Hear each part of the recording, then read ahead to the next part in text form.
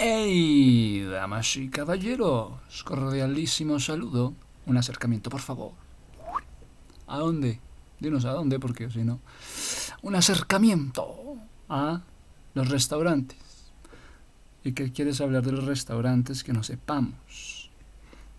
Pues mira, más que todo lo que es el impuesto sobre la renta. ¿Qué me puedes decir tú de un impuesto sobre la renta sobre un restaurante si ni siquiera tienes restaurante?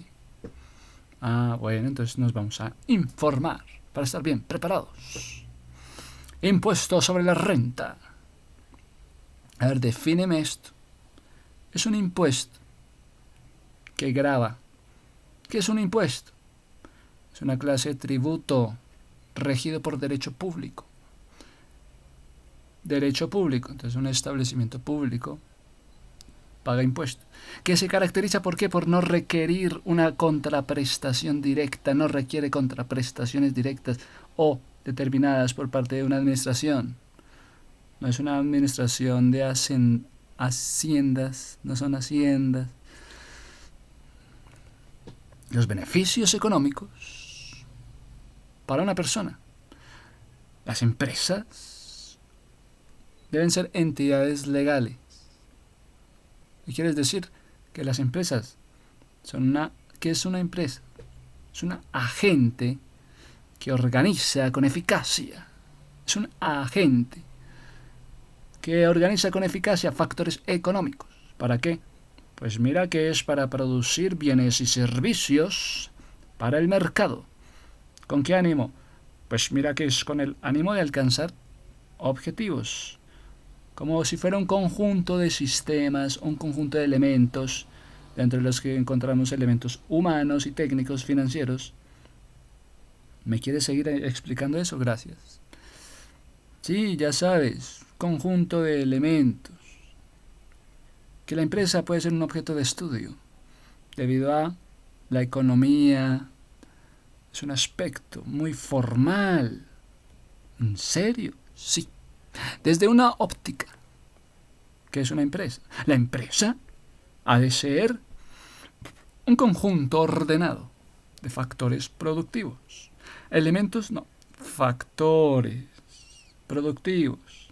Productivos que tienen como fin que producir bienes, producir servicios. Es el elemento básico que produce un sistema. ¿Y cómo es un sistema? Donde le sale y donde le entra. El sistema económico, una empresa, es la entidad organizada. O sea que es una empresa, una entidad organizada. Ya no es un conjunto de elementos. Bueno, sí, ya no es solamente objeto de estudio debido a la economía. Ya no es solamente un conjunto de factores productivos. Factores productivos. No. Ahora resulta que también es una entidad organizada donde hay actividad productiva, bueno, actividad transformadora. ¿A partir de qué? A partir de insumos. Uy, ¿qué son los insumos? A partir de los recursos, a partir de los factores. ¿Obtienen beneficios? Sí, obtienen beneficios. ¿Qué puede ser? Bienes, que pueden ser servicios tangibles o intangibles, que son de mayor valor o de menor valor, que son de utilidad, de mayor utilidad, de menor utilidad, que se separen o que no se separen antes de esa transformación. ¿La empresa qué es? La empresa es la encargada de realizar actividades que crean ¿qué? Que crean riqueza. En el sentido de la utilidad. Riqueza. En el sentido de la utilidad. De los beneficios. En el sentido de la utilidad de los beneficios. Superior a los factores como los insumos. Que debe ser superior a los factores como recursos, como insumos. Insumos igual a factores igual a recursos. Entonces, se realizan actividades que crean utilidad, que crean actividades que crean utilidad, sí. Y también riqueza mayor a, entonces crean riqueza que dan beneficios, mayor a los insumos, mayor a los recursos, mayor a esos factores. Muy bien. Este incremento de utilidad. Entonces que genera esas actividades que generan utilidad, que generan riqueza. ¿Por qué van a generar riqueza? Porque hay un incremento de utilidad. Bueno, vas a estar alterando las propiedades físicas o químicas de los insumos. ¿O qué? ¿Acaso, como en el ejemplo de la gastronomía, vas a estar estallando el ajo o vas a estar quemando la corteza del tomate para que suelte ese puré de tomate, ese puré, esos aromas, esos sabores? ¿Acaso vas a estar alterando las propiedades físicas o químicas de los insumos? ¿Para qué?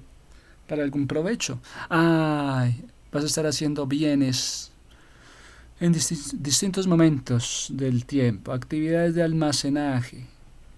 Vas a estar haciendo actividades de almacenaje. Vas a estar cambiando un bien en un lugar. ¿O qué? Una actividad de transporte. ¿Acaso te vas a mover? Casos hay de empresas de transportes también. Es decir, una empresa es una unidad de transformación. En serio, eso es lo máximo, esa es la máxima unidad de transformación.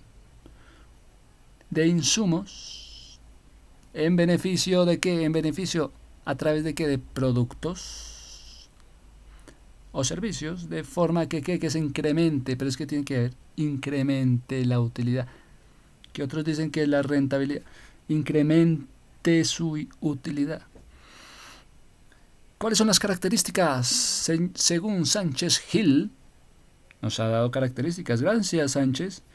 La empresa de sistema económico capitalista. Acerca del sistema económico capitalista, ¿qué nos quieres hablar, Sánchez? El capitalismo es un sistema social. El capitalismo es un sistema económico derivado de usufructo. Me tendrías que explicar qué es el usufructo, weón. ¿Qué es esto del usufructo? Por favor, vamos por partes. Pues mira que el usufructo es una figura jurídica que posibilita el uso y el disfrute de esta propiedad. El titular de la propiedad, el bien, se convierte entonces en un nudo propietario. ¿Qué es esto del usufructo? Pregúntale al abogado, no molestes. Pues mira que el usufructo es un derecho real al goce.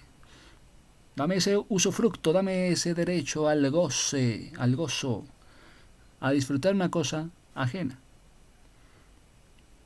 Pues mira que en el Código Civil te pueden hablar del derecho de disfrutar los bienes ajenos con la obligación de ¿qué? De conservar su forma, de conservar su sustancia, a no ser que el título de la Constitución determine otra cosa. O sea que hay un derecho de gozo, o de cosa es de disfrutar, la idea de disfrutar una cosa ajena. El usufructo tiene derecho a ejercitar acciones, ¿sí? Excepciones reales. ¿Será que esto va cogido de la mano al propietario de un establecimiento? ¿Será que se refiere, tiene relación alguna el usufructo con, digamos, el dueño o el propietario de un establecimiento para negocio comercial? Mira que, no sé, el usufructo tiene derecho a ejercitar acciones. Y excepciones reales hay. Personales, y de ser considerado así, entonces, ¿qué parte tiene? Aunque sea seguido por un propietario. Entonces que el propietario es un caso aparte, siempre que en él se interese el usufructo. Pero tiene una relación del propietario con el usufructo tremenda. ¿Sí? Código Civil, muchachos. ¿Para qué el Código Civil? Ahí hay un ejemplo. Introducción al Código Civil, muchachos. Que puede servir el Código Civil. Si vas a hablar de un negocio y vas a hablar del usufructo y qué tiene que ver el dueño del local, el propietario, pues mira, investiga. Código civil, ¿para qué? ¿Yo para qué necesito un código civil? Es un caso muy interesante, que puede ser un código civil, un conjunto unitario. Ya está unido, ya es unitario. Una unidad. Ordenado, sistematizado de normas de derecho privado. Entonces te vas por los derechos privados. Entonces, ¿es público o privado? Es decir, un cuerpo legal, si es código civil, se va por lo privado y no por lo público. ¿Cómo va a ser? No, mira, es que es un cuerpo legal. Código civil, cuerpo legal. Que tiene por objetivo, ¿qué? Relaciones civiles. ¿Cómo así relaciones civiles? Personas físicas, personas jurídicas, entonces personas naturales y personas jurídicas también, privadas o públicas. En este caso, ¿se van a regir con qué? ¿Con códigos civiles? ¿Acaso se van a regir con códigos civiles para que actúen como partículas? No, como particulares. Desprovistas de algún imperio. Entonces nos acercamos al código civil. ¿O qué? O al derecho civil. ¿Quieres derecho civil o quieres código civil, muchacho?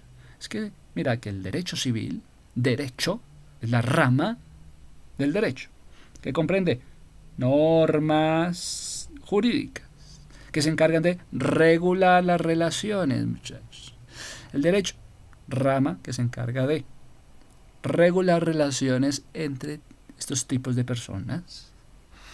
Entonces, si esto es el derecho, entonces, ¿qué es el código? Ya, entonces se enfocan en el código como un conjunto de normas sistematizadas, ¿ok? Sistema de normas de derecho privado, un cuerpo legal, un cuerpo con relaciones civiles, entre personas naturales, entre personas jurídicas, entre personas privadas y públicas. Entonces, van a actuar. Pero no entiendo por qué dicen actúan como particulares. Ya son entonces nombrados, sí, como hermanos particulares. Cada uno como un miembro particular. Ay, mira, cada uno como miembro particular. En particular o particular. Como miembro particular. Desprovista del imperio. Del imperium. Entonces eso hace alusión al imperio romano, muchachos. Qué curioso. ¿Y por qué? Mira que a partir del siglo XIX, todos los países de Europa, Iberoamérica y algunos de África y Asia y Oceanía han promulgado códigos civiles. Sí, promulguen sus códigos civiles.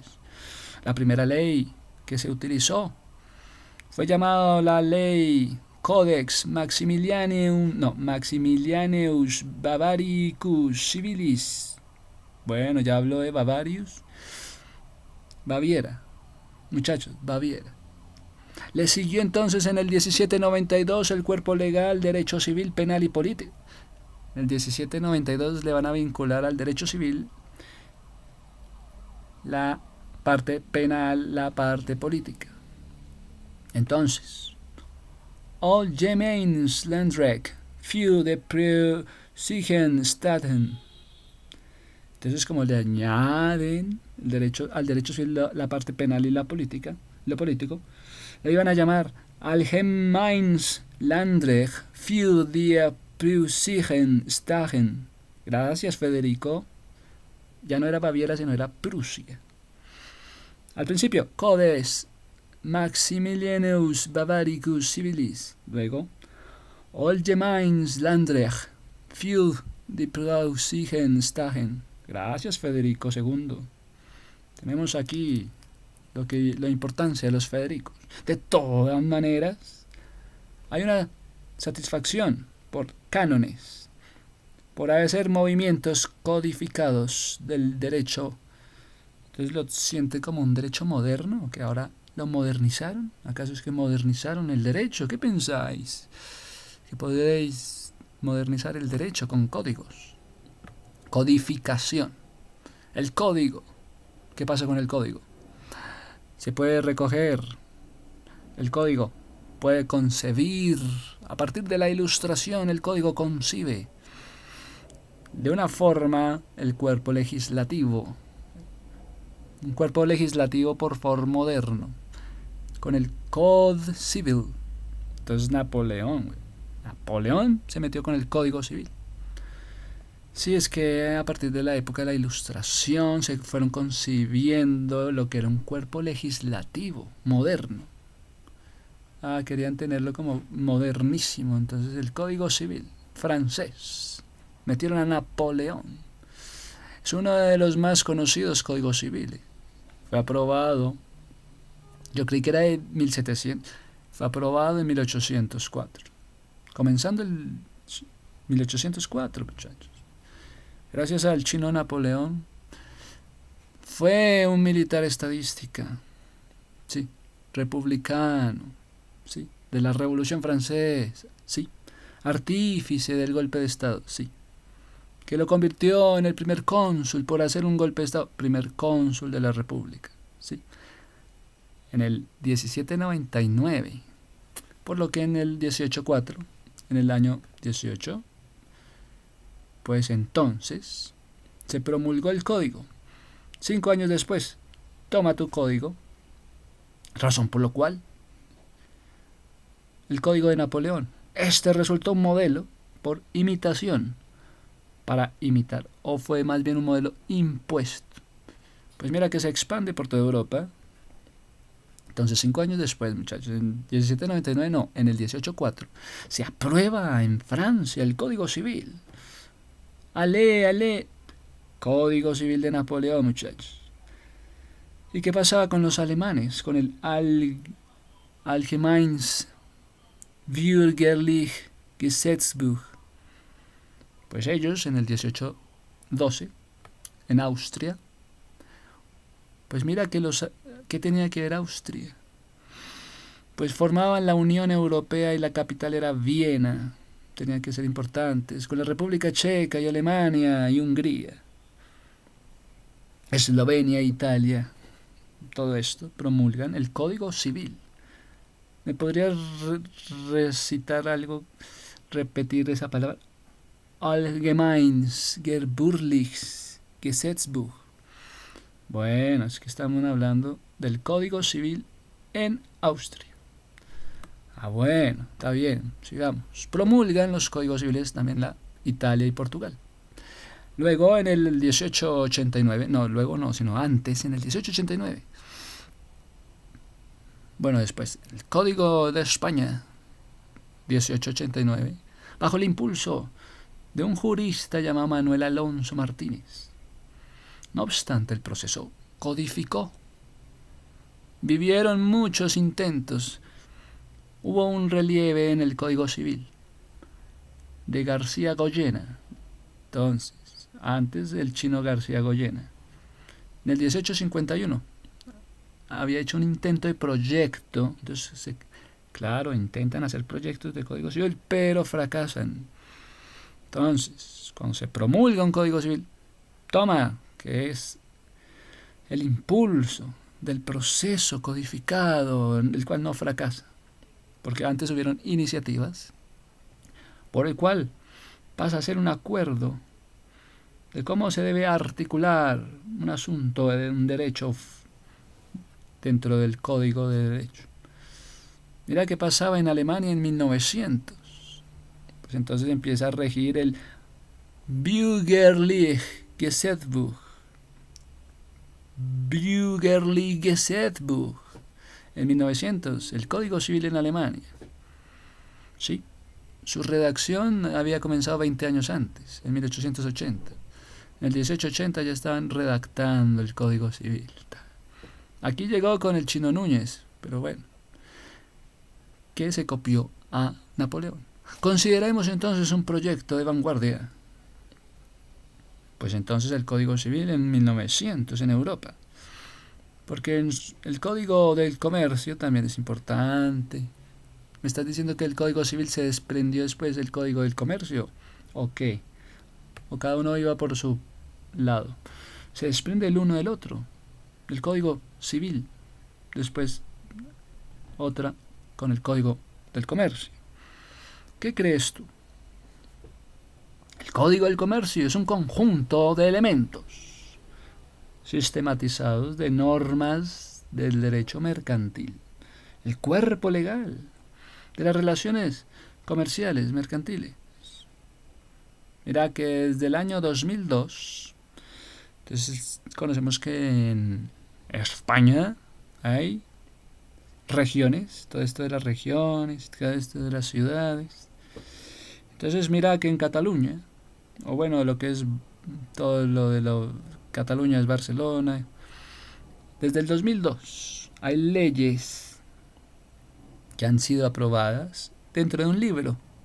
Las leyes que han sido aprobadas en un libro, entonces hace alusión al Código Civil. Esas leyes aprobadas en un libro. Sí, esto reemplaza la totalidad de compilaciones del derecho civil, diversas, de códigos parciales, diversos. Solo queda el aprobar el libro. Era que ellos lo llamaron los de Cataluña el libro sexto, relativo a las obligaciones de contratos. Obligaciones de contratos en Cataluña. Mira que desde el 2002 estos sufren una profunda reforma al derecho de obligaciones. Pero obligaciones y contratos. Hablan entonces de Código Civil. Después hablan ¿de qué? De obligaciones y de contratos. Les da entonces en el 2002 por el nombre derecho de obligaciones. Ahora se llaman derecho de obligaciones, haciendo alusión a obligaciones y contratos. Entonces es posible que se ejerza una influencia en el resto de los países. ¿Qué pensáis si en España hablan del derecho de obligaciones, haciendo alusión a las obligaciones y los contratos del Código Civil? Entonces ellos deciden no, ahora solamente se va a llamar derecho de obligaciones. Derecho de obligaciones, o también se llama derecho patrimonial, pasivo, siendo esta una rama del derecho civil que estudia una obligación jurídica, obligaciones jurídicas, fuentes, tipos, clases, vías. Entonces nos presentan todo esto, la codificación, que puede ser distinta en un país y en otro, ¿o qué? Pues mira que el primer Código Civil, dictado en América, ocurrió en la ciudad de Luisiana, en el 1804, inspirados todos en el siglo XVII, en el 1800, conocido como el Proyecto de Anne, siglo VIII. Sin embargo, en el 1808 aprueban la Digeste de la Loi Civile. Mira que, bueno, en casos de México, Chile, Nicaragua, Canadá, hay muchos casos, muchachos. Ocurre en Cuba. En Cuba se mantuvo el Código Civil de España hasta el 1987, hasta el año 87, en el que hasta el 87 se aprueba el Código Civil de Cuba. ¿Sí? Y por la Asamblea Nacional del Poder Popular. Mira que hay un típico código. ¿Cuál es ese típico código civil? Que va a tratar de derechos de las personas. El derecho de las personas. El derecho de las cosas. El derecho de las obligaciones. El derecho de las sucesiones, haciendo alusión al derecho de familia, al derecho también mercantil, al derecho de procedimientos civiles. Entonces ya entendemos el porqué de los procedimientos civiles.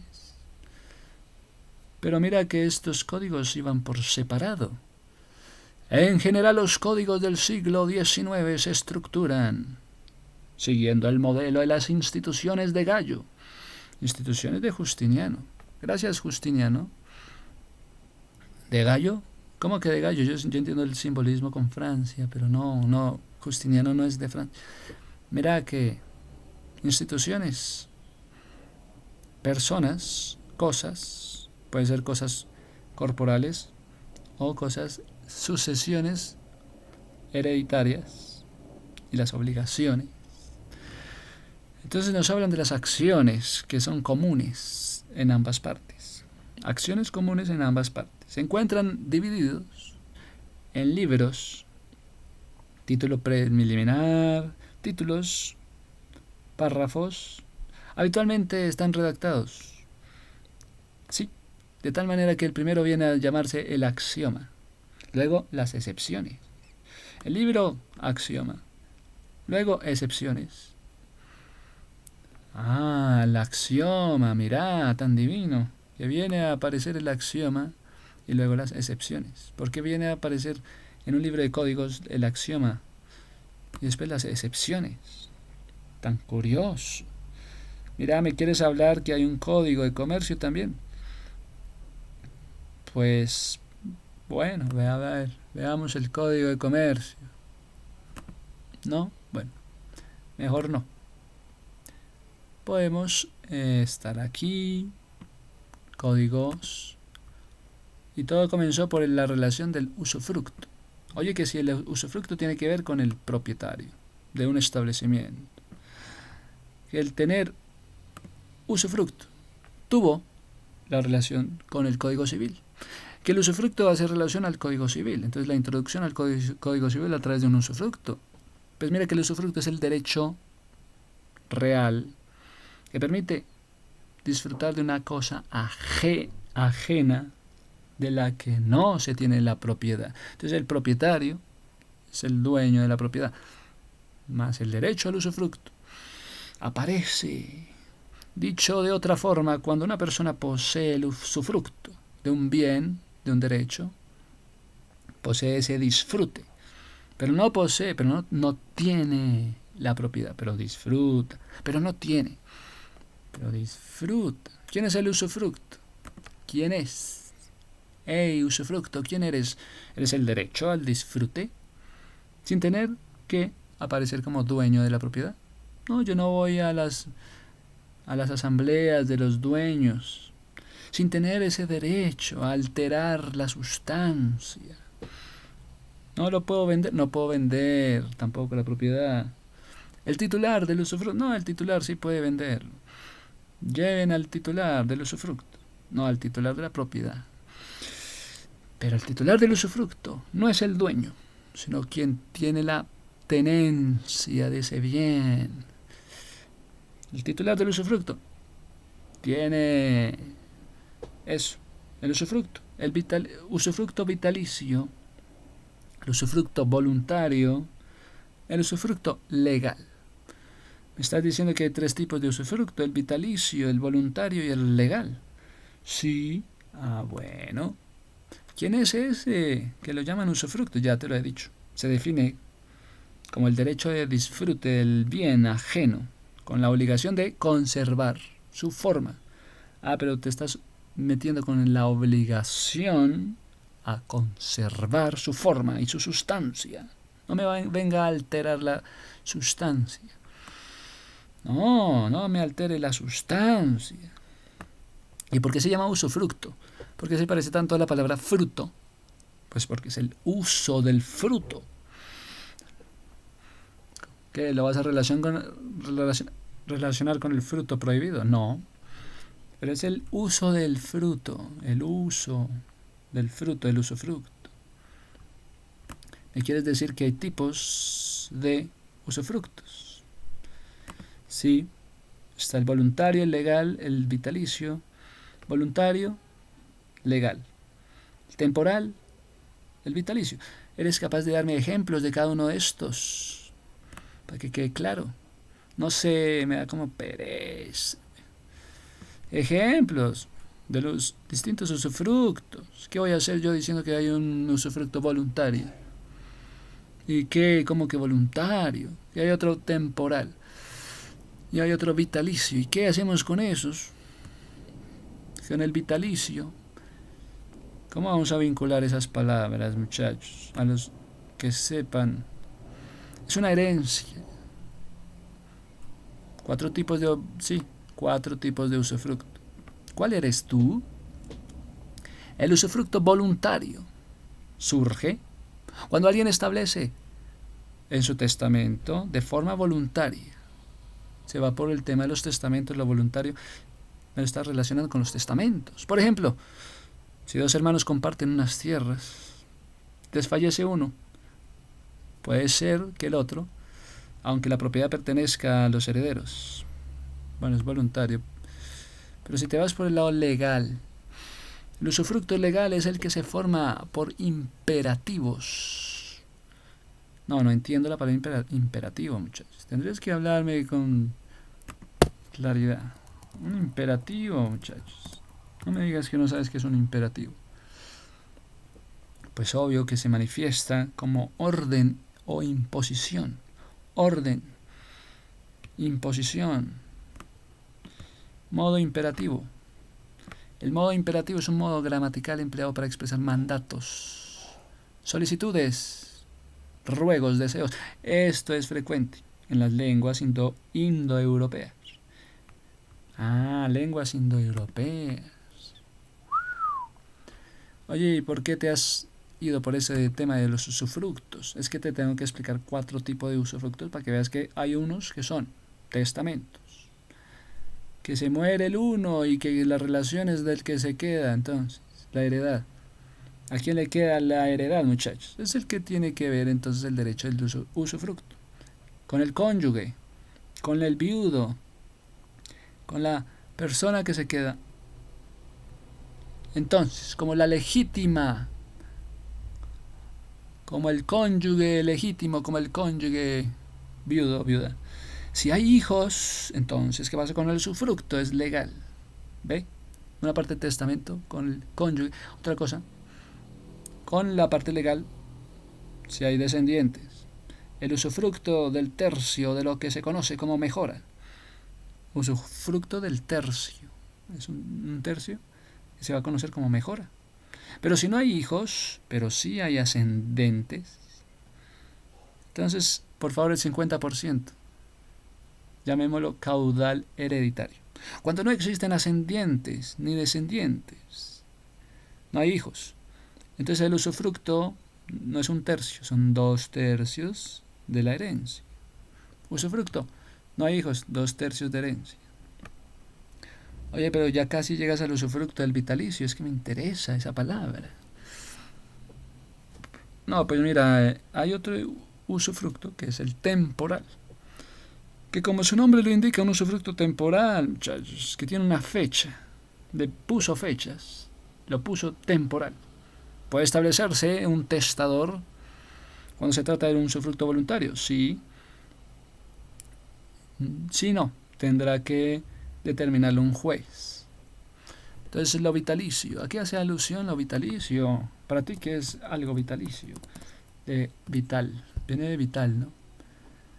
Pues el vital, el chino muy vital, entonces, que dura, que acaba la vida de la persona, que disfruta un cargo, que lo vitalicio, ¿qué es? Algo vitalicio, algo vital, ¿qué es? Una tenencia o un servicio durante un buen comportamiento de un mandato, la vida del titular del cargo. Mira cómo entonces la parte usufructo vitalicio hace alusión a la vida del titular del cargo. Ahí hay cosas interesantes, hay elementos, muchachos. La vida del titular del cargo. La vida del titular del cargo. Me encanta que lleguemos a eso. A menos que el titular del cargo sea destituido del cargo por mala conducta. Destituyen a el encargado por mala conducta. ¿Qué pasa cuando es destituido de un cargo vitalicio? Pues hay circunstancias, ¿sí? Lo obligaron a renunciar del cargo vitalicio. ¿Qué vamos a hacer? Es un usufructo vitalicio, lo obligaron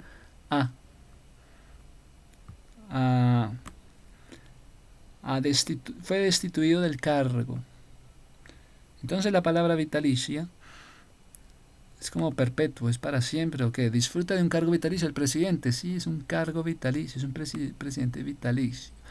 Es un cargo de una renta que duran desde desde que se obtiene hasta el fin, ese cargo vitalicio de los presidentes. Es un trabajo vitalicio. También es un trabajo. Entonces hay un contrato que les obliga a proporcionar manutención, asistencia durante toda su vida, una transmisión de un capital con bienes y derechos. ¿Me quieres hablar de un contrato vitalicio, por favor? Pues ya conocemos lo que hace el concepto de vitalicio. Y si te hablan de ingresos vitalicios, ¡ay, qué rico! Pagos de una renta. ¿Pagos de la renta de un establecimiento o qué? Ay, se percibe durante la vida del rentista esos ingresos vitalicios. ¿Qué es esto?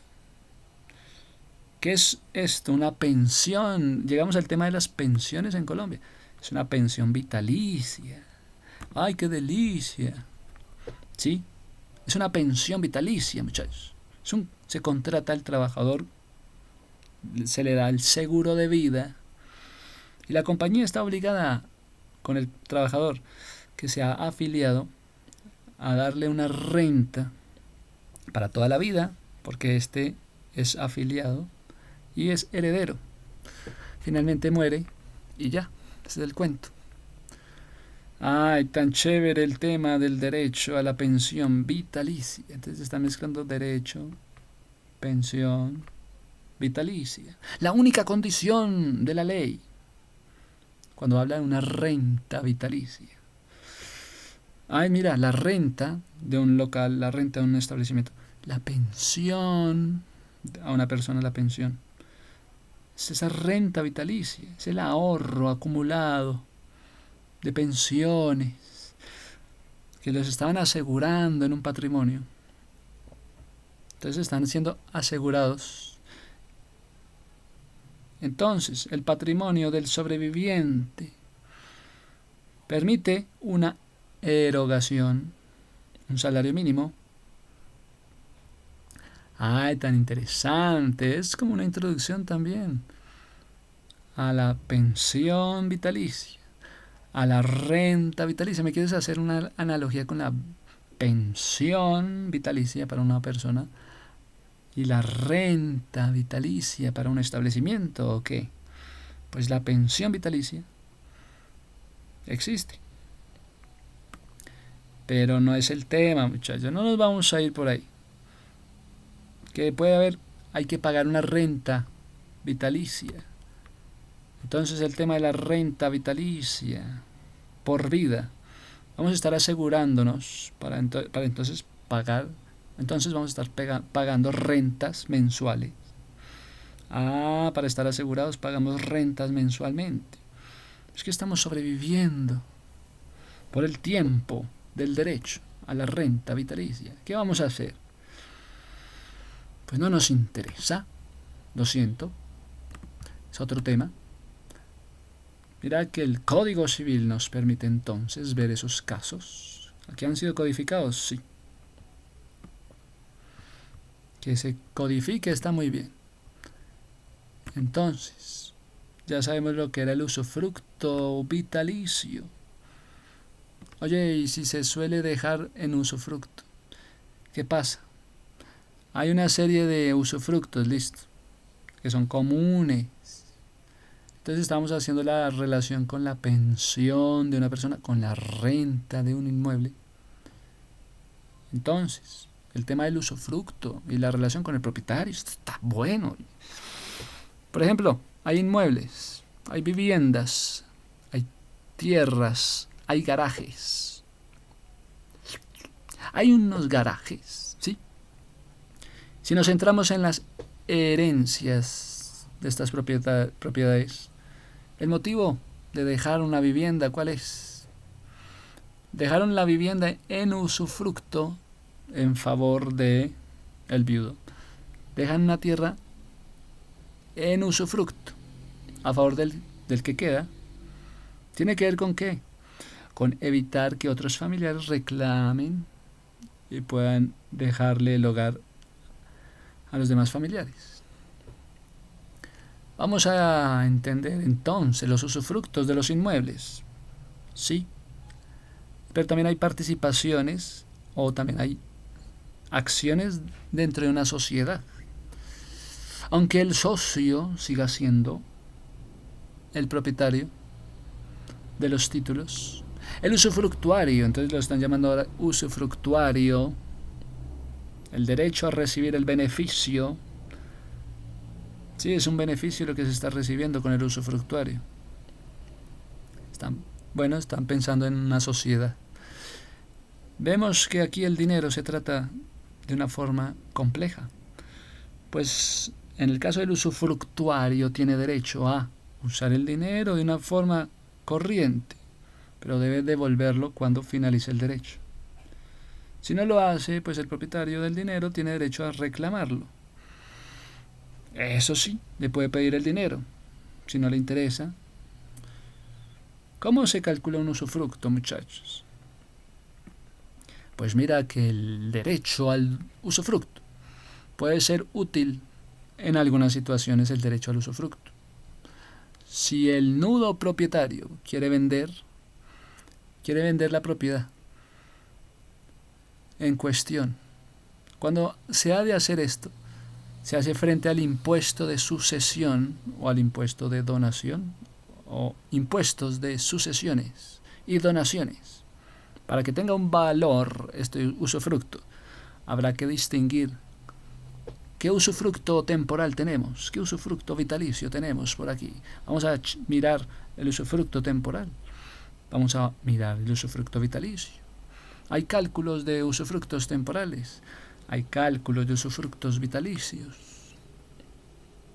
Pues mira que el usufructo temporal tiene un valor, un porcentaje, por favor, al usufructo temporal. Y entonces, con ese porcentaje, cada año, el usufructo temporal tiene un valor que es un porcentaje, puede ser un 2% al usufructo temporal, con un mínimo del 10%, digamos, pero jamás se llega a un 70% sobre el valor total. El temporal, entonces, el porcentaje temporal es bajito. ¿Por qué? No lo sé. Vamos a calcular el usufructo vitalicio. Usufructo vitalicio. Entonces se obtiene un valor de un usufructo vitalicio. Dicen que es más complicado, ya que no es posible saber de antemano cuánto tiempo va a durar el derecho a ese derecho del usufructo vitalicio. ¿Cuánto tiempo? Si hay un usufructo temporal ya se hizo relación con el tiempo, se relaciona con el tiempo, pero el usufructo vitalicio no se hace relación con el tiempo. Por eso se hace un establecimiento, se identifica una edad máxima. Vamos a establecer un límite de edad. Entonces le meten el tema de la edad, establecer la edad máxima. Usufructo vitalicio hasta los 89 años. Mira que por qué 89 y no 90. Porque así es. Es una cifra, se le puede ver como una cifra, se le tiene que restar para obtener el valor del bien de la edad actual. A esa cifra se le tiene que restar, o que el valor de la edad actual del usufructuario. El número resultante será ese porcentaje que ha de hacer el valor, que ha de hacer que ocurra ese valor, un mínimo de un 10%. Por favor, un mínimo de un 10% y un máximo de 70%. Gracias, José Manuel Sierra, por estas aclaraciones del usufructo.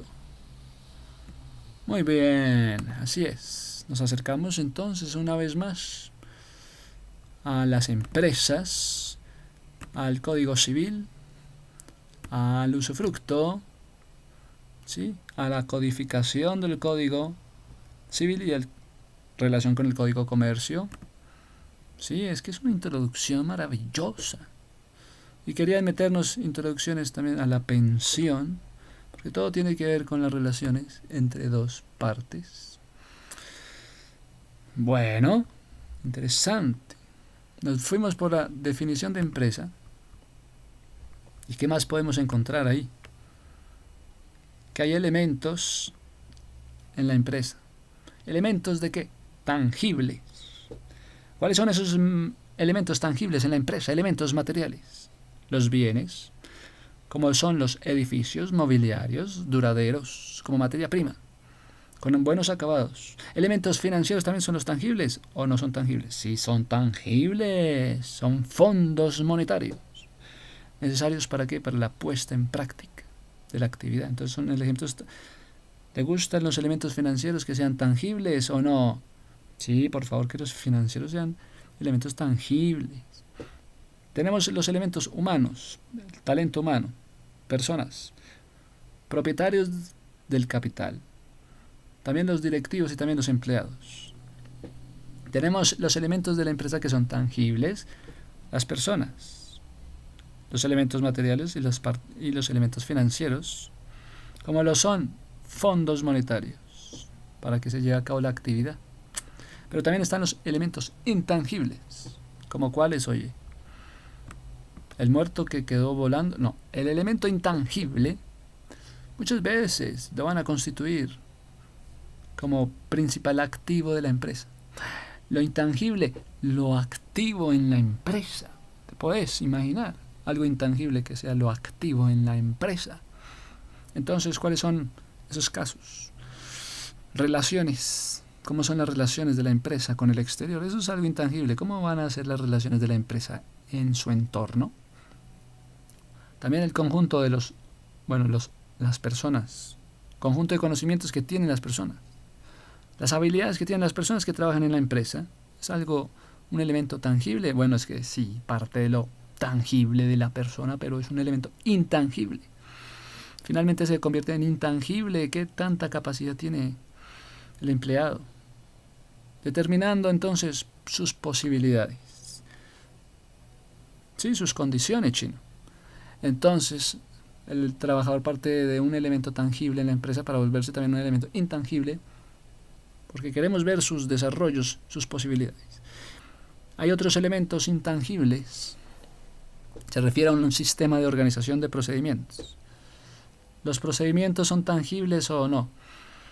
Si es un sistema de procedimientos, de base de datos, ¿será algo intangible o no? Si es un conjunto, si es una base de datos que conforma una estructura organizativa, ¿habrán elementos intangibles? Los elementos organizativos que hacen referencia a la estructura de la empresa, ¿será algo intangible? Una adecuada organización, conjunto de normas, ¿será algo tangible o intangible? Pues las normas son intangibles. Puede resultar también un fundamento. Los fundamentos son tangibles o intangibles. Las funciones dadas por las normas son tangibles o intangibles. Los elementos tangibles, así como los intangibles, se van a estar organizando, muchachos. Todo me lo organizan en elementos tangibles e intangibles en su empresa. Muéstrame sus elementos tangibles y los intangibles y me los organiza, me hace el favor. Mira que el funcionamiento de la empresa, ¿sí?, se considera un sistema. Todos dicen, sí, el sistema por donde entra y por donde sale. Posibilita un análisis de qué está entrando y qué está saliendo. Abstraemos esa realidad de un modelo general, de una estructura, de un componente que tiene interrelaciones internas y externas. La empresa es parte de esto. Un sistema mayor que constituye también su entorno, porque tiene relaciones con su entorno. Entonces la empresa tiene un entorno general. Iba a decir mediático. ¿Qué piensan ustedes? ¿Que la empresa tiene un entorno mediático? Bueno, es un entorno general, pero vuelvo a decir, ¿es un entorno mediático o no es mediático? Compone distintos elementos, muchachos. Cultura de la sociedad. ¿En qué cultura de la sociedad está esa empresa? Elementos como la tecnología, como la política, la parte legal de la empresa, hasta la ubicación geográfica, demográfica para la gente, en la parte sociológica, en el campo económico, en el entorno en el que se mueven los elementos. En el entorno donde se mueven los elementos, es decir, donde se mueven los clientes, los proveedores. Clientes por aquí, proveedores por allá. Competidores, por favor, actívense. No, los competidores que se activen, que pueden ser competidores potenciales también. Luego la empresa puede ser vista como una serie de subsistemas relacionados entre sí. De sistema a subsistema. Que se están relacionando entre sí, claro. Pero ¿por qué un subsistema de operaciones?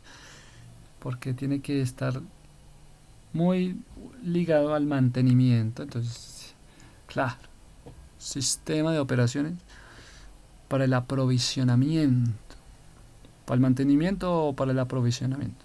Se encarga entonces de hacer compras para un aprovisionamiento de materias primas, para un aprovisionamiento en la producción.